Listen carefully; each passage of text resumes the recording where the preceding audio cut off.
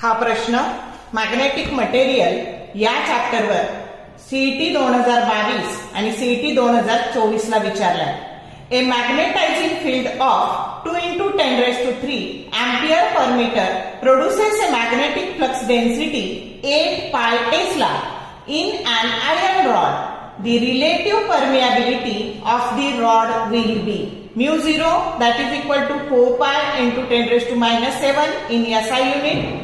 Option A is 10⁻², B is 10⁻0, C is 10⁻4 and D is 10⁻1. आपल्याला दिलंय काय तर मॅग्नेटिक इंटेन्सिटी दिली आहे 2 × 10⁻³ एम्पियर पर मीटर.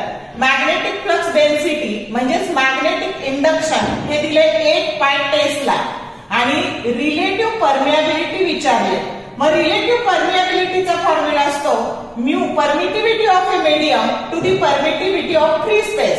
मग आपण इथे बी दिलंय म्हणून तिथे बी आणण्याकरता आपण याला एच ने दोन्ही ठिकाणी मल्टिप्लाय केलं आणि डिवाइड केलं.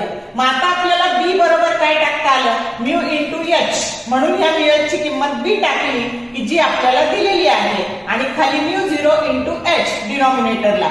मग आता बघा हे 8 पाय टेस्ला म्हणून 8 पाय आणि हे 4 पाय इंटू 10⁻⁷ आणि एच ची किंमत 2 × 10⁻³ आता हे 8 पाय आणि खाली 8 पाय कॅन्सल झाले 10⁻⁴ डिनॉमिनेटरचं न्यूमरेटरला गेलं 10⁻4 झालं. करेक्ट ऑप्शन सी आला. तर या पद्धतीने एवढं सिंपल हे सोडवायचं आहे. ते दोनदा रिपीट झालेलं आहे. शॉर्ट व्हिडिओ आवडले लाईक करा, शेअर करा, कमेंट करा. For more useful tips and tricks keep watching wings of physics. Thank you very much.